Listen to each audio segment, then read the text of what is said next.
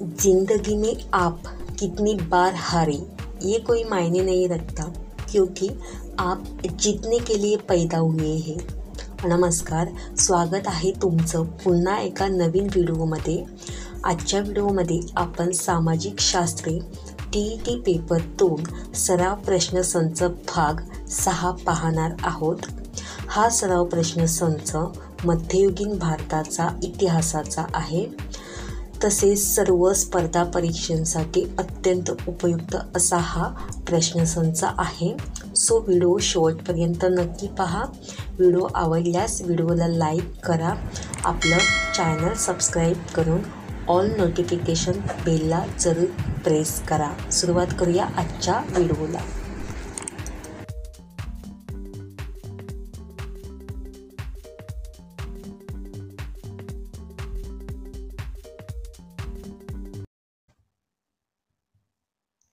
प्रश्न क्रमांक 1.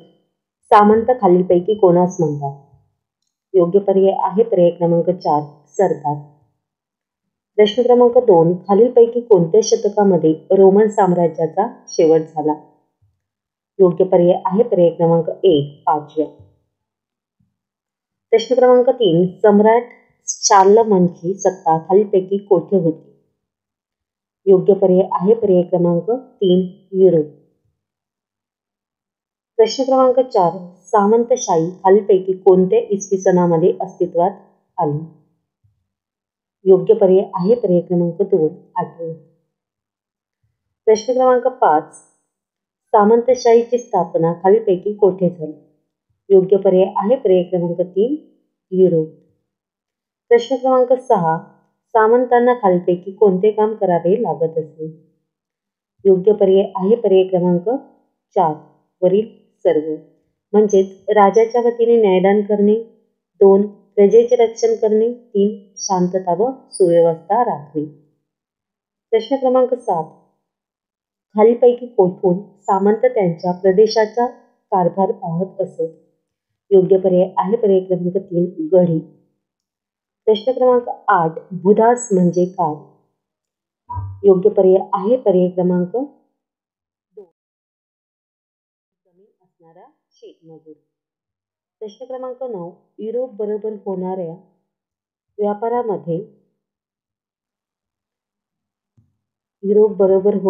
व्यापारामध्ये कोणाचा सहभाग महत्वाचा होता? योग्य पर्याय आहे पर्याय क्रमांक 1 अरब. प्रश्न क्रमांक 10. खालीलपैकी कोणत्या भारतीय वस्तूस युरोपीय बाजारपेठेत मोठी मागणी होती? योग्य पर्याय आहे पर्याय क्रमांक 3 मसाल्याचे पदार्थ. प्रश्न क्रमांक 11. युरोपात कोणते शहर व्यापारासाठी प्रसिद्ध झाले?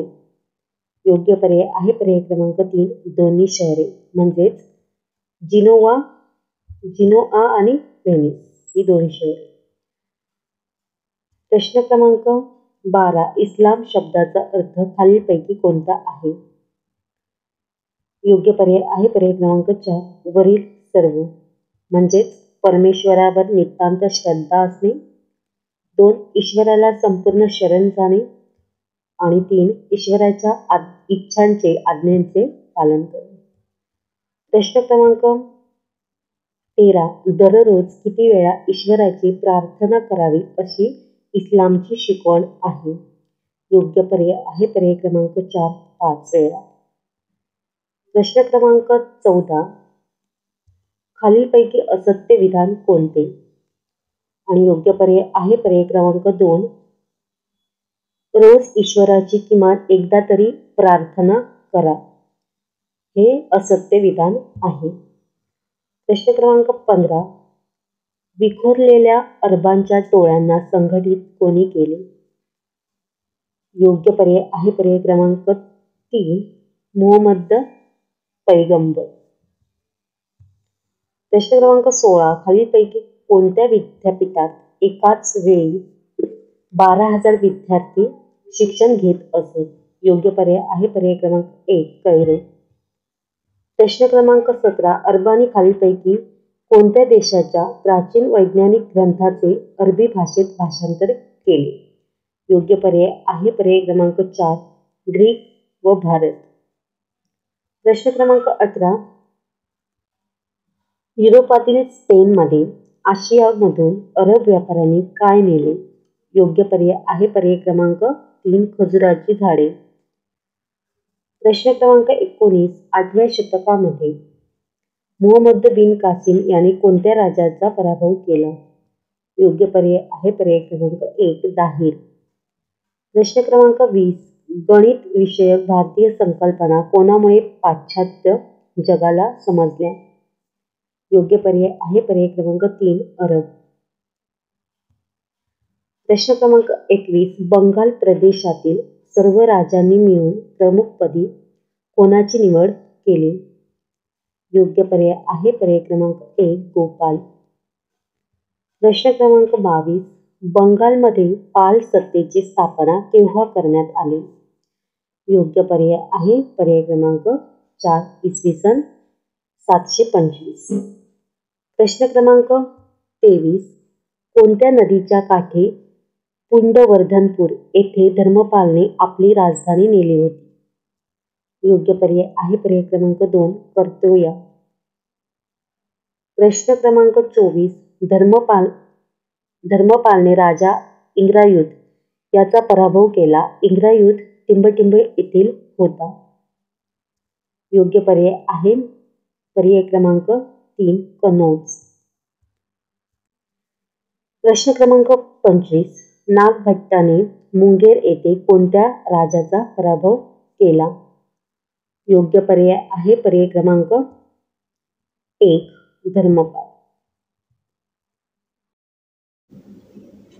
प्रश्न क्रमांक 26. उडीसाचे राज्य पाल राज्यात कोणी समाविष्ट करून घेतले? योग्य पर्याय आहे पर्याय क्रमांक 3 देवपाल. प्रश्न क्रमांक 27. महाराष्ट्रात राष्ट्रकूट घराण्याचा उदय केव्हा झाला? योग्य पर्याय आहे पर्याय क्रमांक 1 8व्या शतकात. प्रश्न क्रमांक 28. बदामी ही मूळ राजधानी कोणाची? योग्य पर्याय आहे पर्याय क्रमांक 2 चालुक्य. प्रश्न क्रमांक 29. राष्ट्रकूट घराण्याच्या कोणत्या राजाने राष्ट्रकूटाची सत्ता कनौजपासून रामेश्वरपर्यंत पसरवली? योग्य पर्याय आहे पर्याय क्रमांक 3 तिसरा गोविंद. प्रश्न क्रमांक 30. सोलापूर जवळ मालखेड हे नवे शहर कोणी वसवले? योग्य पर्याय आहे पर्याय क्रमांक 4 अमोघ वर्ष. प्रश्न क्रमांक 31. चोळांचे राज्य खालीलपैकी कोठे होते? योग्य पर्याय आहे पर्याय क्रमांक 1 तमिळनाडू.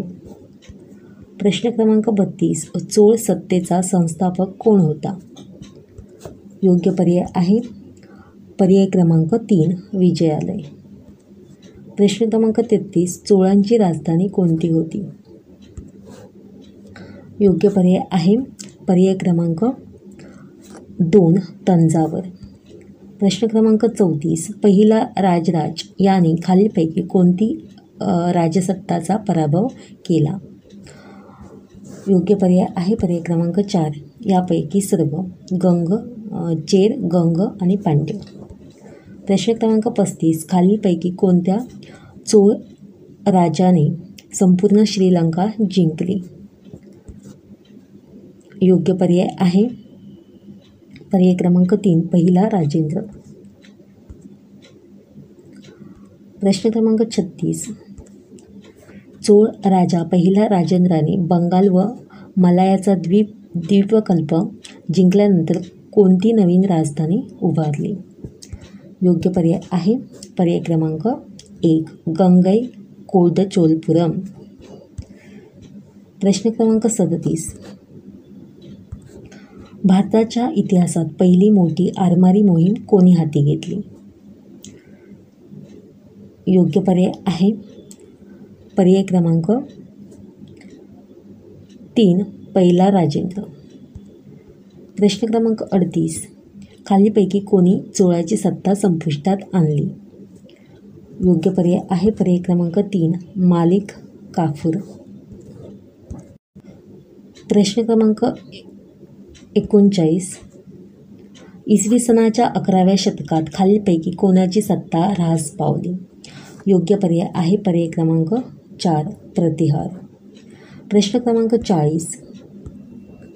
गाहडवाल घराण्याचा संस्थापक कोण होता? योग्य पर्याय आहे पर्याय क्रमांक 2 चंद्रदेव. प्रश्न क्रमांक 41. गाहडवाल घराण्याचा कर्तबगार राजा कोण? गाहडवाल घराण्याचा कर्तबगार राजा कोण? योग्य पर्याय आहे पर्याय क्रमांक 1 गोविंदचंद्र. प्रश्न क्रमांक 42. गाहडवाल सत्तेचा शेवट कोणी केला? योग्य पर्याय आहे पर्याय क्रमांक 2 मोहम्मद घोरी. प्रश्न क्रमांक 43. परमार घराण्यातील सर्वात महत्त्वाचा आणि कर्तबगार राजा कोण होता? योग्य पर्याय आहे पर्याय क्रमांक 3 भोज.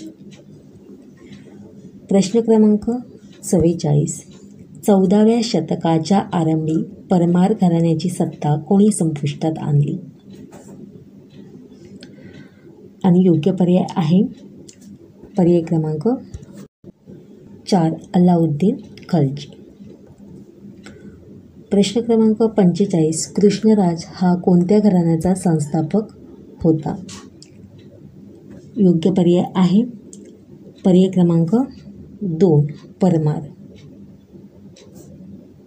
प्रश्न क्रमांक 46. तिसरा पृथ्वीराज चव्हाण याने तराईच्या लढाईत कोणाचा पराभव केला? योग्य पर्याय आहे पर्याय क्रमांक 3 मोहम्मद घोरी. प्रश्न क्रमांक 47. कोणत्या भारतीय राजाचे पृथ्वीराज चव्हाण बरोबर तणावाचे संबंध होते? योग्य पर्याय आहे पर्याय क्रमांक 3 जयचंद राठोड. प्रश्न क्रमांक 48.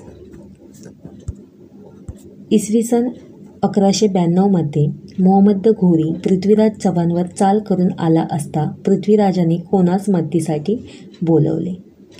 योग्य पर्याय आहे पर्याय क्रमांक 3 जयचंद राठोड. प्रश्न क्रमांक 49.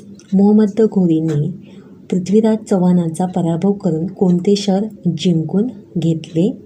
योग्य पर्याय आहे पर्याय क्रमांक 1 अजमेर. प्रश्न क्रमांक 50.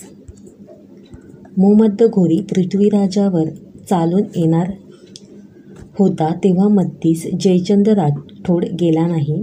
पुढे कनौजवर स्वारी करून जयचंदास कोणी ठार केले? आणि योग्य पर्याय आहे पर्याय क्रमांक 4 मोहम्मद घोरी. तर हे एकूण 50 प्रश्न आजच्या व्हिडिओमध्ये आपण पाहिले. आजचा व्हिडिओ तुम्हाला कसा वाटला हे कमेंट बॉक्समध्ये नक्की सांगा. व्हिडिओ आवडल्यास व्हिडिओला लाईक, आपले चॅनल सबस्क्राईब करा आणि शेअर करा. धन्यवाद.